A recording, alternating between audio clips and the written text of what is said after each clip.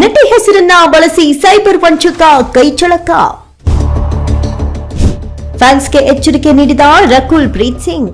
ಇತ್ತೀಚೆಗೆ ನಟ ನಟಿಯರ ಹೆಸರನ್ನ ಬಳಸಿಕೊಂಡು ವಾಟ್ಸ್ಆಪ್ ಮೂಲಕ ವಂಚಿಸುವ ಸೈಬರ್ ಖದೀಮರ ಜಾಲ ಮತ್ತಷ್ಟು ವಿಸ್ತರಿಸಿದೆ.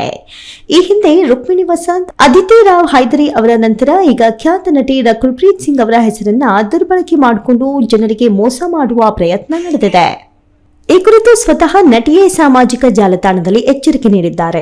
ಇಂಟರ್ನೆಟ್ ಮತ್ತು ಸಾಮಾಜಿಕ ಮಾಧ್ಯಮಗಳ ಬಳಕೆ ಹೆಚ್ಚಾದಂತೆಲ್ಲ ಸೈಬರ್ ಕ್ರೈಮ್ಗಳು ಹೆಚ್ಚುತ್ತಿವೆ. ಸೈಬರ್ ಖದೀಮರು ಇದೀಗ ಸೆಲೆಬ್ರಿಟಿಗಳ ಹೆಸರನ್ನ ದುರ್ಬಳಕೆ ಮಾಡಿಕೊಂಡು ಜನರನ್ನ ವಂಚಿಸುವ ಹೊಸ ಮಾರ್ಗ ಕಂಡುಕೊಂಡಿದ್ದಾರೆ. ನಟಿ ರಕುಲ್ ಪ್ರೀತ್ ಸಿಂಗ್ ಅವರ ಹೆಸರನ್ನ ಬಳಸಿಕೊಂಡು ಕೆಲ ಕಿಡಿಗೇಡಿಗಳು ವಾಟ್ಸ್ಆಪ್ ಮೂಲಕ ಮೆಸೇಜ್ ಮಾಡುತ್ತಿದ್ದಾರೆ.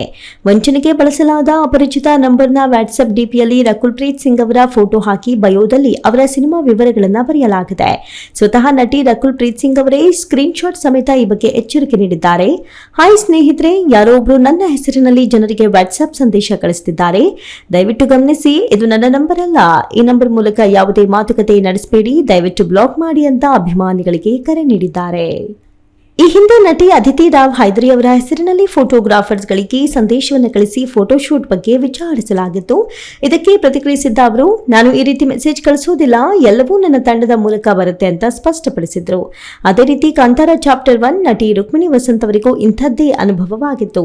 ಅಪರಿಚಿತ ನಂಬರ್ನಿಂದ ಕಿಡಿಗೇಡಿಗಳು ಕರೆ ಮಾಡ್ತಾ ಇದ್ರು. ಈ ಬಗ್ಗೆ ಎಚ್ಚರಿಕೆ ನೀಡಿದ್ದ ರುಕ್ಮಿಣಿ, ಈ ಮೊಬೈಲ್ ಸಂಖ್ಯೆ ನನಗೆ ಸೇರಿದ್ದಲ್ಲ, ಇದರಿಂದ ಬರುವ ಯಾವುದೇ ಮೆಸೇಜ್ ಅಥವಾ ಕರೆ ಫೇಕ್, ದಯವಿಟ್ಟು ಪ್ರತಿಕ್ರಿಯಿಸಬೇಡಿ ಅಂತ ಮನವಿ ಮಾಡಿಕೊಂಡಿದ್ರು. ಇನ್ನು ಸೆಲೆಬ್ರಿಟಿಗಳ ಹೆಸರಿನಲ್ಲಿ ವಂಚಿಸುವವರ ಜಾಲ ದಿನದಿಂದ ದಿನಕ್ಕೆ ದೊಡ್ಡದಾಗ್ತಾ ಇದ್ದು, ಜನಸಾಮಾನ್ಯರು ಇಂತಹ ಫೇಕ್ ಸಂದೇಶಗಳು ಮತ್ತು ಕರೆಗಳ ಬಗ್ಗೆ ಎಚ್ಚರಿಕೆ ವಹಿಸುವುದು ಅತ್ಯಗತ್ಯವಾಗಿದೆ.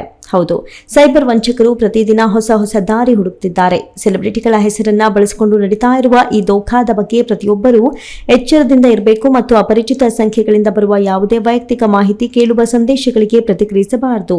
ಇದೀಗ ನಟಿ ರಕುಲ್ ಪ್ರೀತ್ ಸಿಂಗ್ ನೀಡಿರುವ ಈ ಎಚ್ಚರಿಕೆಯು ಸಾರ್ವಜನಿಕರಿಗೆ ಮತ್ತೊಮ್ಮೆ ಜಾಗರೂಕರಾಗಿರಲು ಸಂದೇಶ ನೀಡಿದ್ದಾರೆ. ನಿಸರ್ಗ ಗೌಡ, ಸ್ಪೀಡ್ ಮ್ಯೂಸಿಕ್ ಕನ್ನಡ, ಬೆಂಗಳೂರು.